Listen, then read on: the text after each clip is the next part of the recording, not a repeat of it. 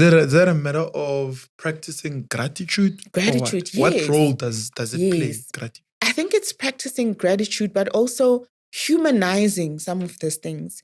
I think you get into the corporate and you can put on that armor of, I'm working, I'm in leadership, but you lack that human element, you lack that empathy.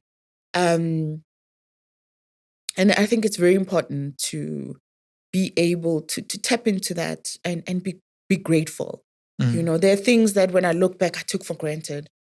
I took for granted the comfort of being in guaranteed salary.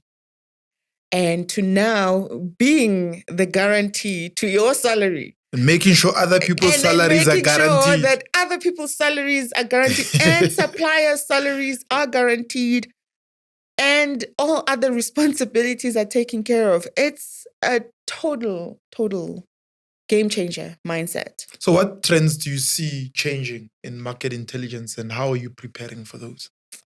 I think, you know, the world is moving to definitely AI. We have to embrace this tools in terms of markets. They're either going to make industries or break industries.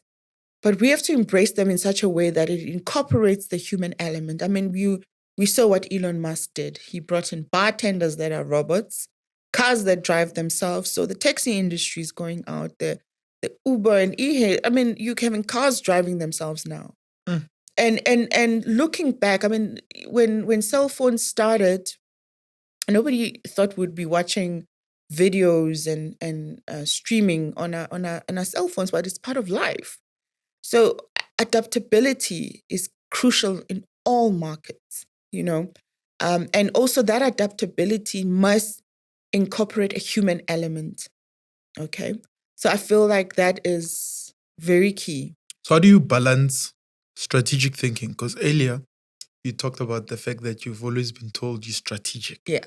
Right. So how do you balance that with day-to-day operational duties that you have, either for your family, for yourself, for the business, and for everybody else? Yeah, I think I'm a huge planner. Another trait is I'm a bit of an overthinker. And overthinkers have thought every scenario possible in their minds. So whether in the business front, whether dealing with clients or teams or just collaborating with other businesses, one of the crucial things that I've also learned and done in recent months is to collaborate with other SMMEs. It's very crucial. So whether I'm thinking of a collaboration or going into a project with other players, really is, for me, is that I've thought of everything. And in my scenario thinking and planning, I've looked at worst case scenario, the best case scenario. If it's worst, what are the risks to mitigate? How do I resolve that? What's plan A, B, and C, and D, just in case, you know? So strategically, you know, and then also in my personal space, it's just to, I think in my personal space, there's some of it that just goes off and I become more relaxed. But I'm raising 2 boys.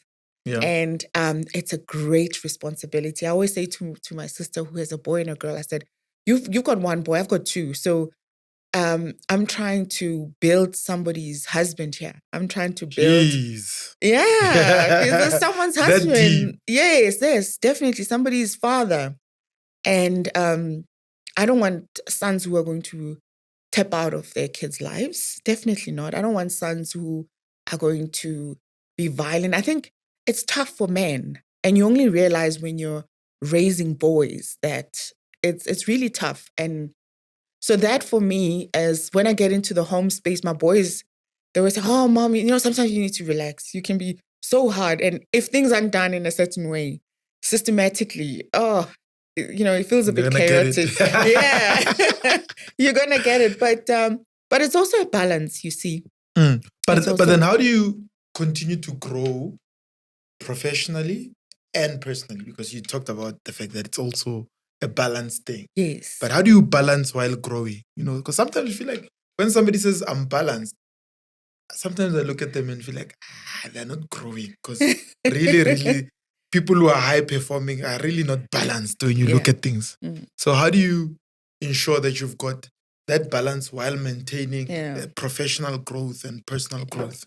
I always view balance as an internal thing. It's never an external thing. Ooh, why? Yeah. But, you That's know, interesting. it's self-centering, I think. It's self-centering. So you're balancing yourself, not really No, because external. if you're balanced here, everything can balance itself out. You're able to spread yourself in all areas. It's really an internal thing, in my view, in my humble view. Others may say, no, it's an external thing. If you balance home, then you can balance work and you can balance studies. No, it's this whole system that we have here.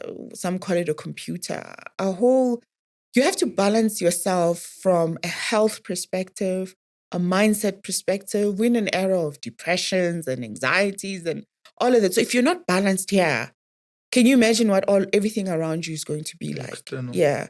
You're reminding me of something. There was a time, just not so long ago, where I had so much pressure with work, our businesses, and even home. I just decided I'm not going to let this kill me. I'm going to go home, switch off my phone, and not be reachable for an entire day. And why did you do that? Because I needed to take care of me. That's right. Without me, this does not exist. Honestly, my view has always been balance is an internal work. It's an individual internal work. And you can always reach out to get help to get yourself regulated to that space. And it takes hard work. It takes trials and tribulations, down, being up, but getting to regulate this thing. I had a conversation with a neighbor who was explaining to me that she's now have been heavily prescribed to antidepressants and anti-anxiety and sleep tablets. And I was like, are you okay? And basically was saying now she's realized after years of being on the stuff that she needs to get off of them because they also cause other issues from a health perspective. And she was saying, but I just don't know how to get around it. I said, well, obviously medically you'll have to slowly reduce, but you need to start taking care of this machine. You need to, it's like, you have to settle it. It's like a horse. You've got to, it's like when you climb onto your car and drive. That's what we do when we wake up every day. We press, as soon as our eyes are on, the engine is on. You have to take control of that. So it is an internal thing, and it's good to switch off sometimes because you know that now you're overstimulated. You've literally are stretched outside of your boundaries, and then really pour a bit to yourself.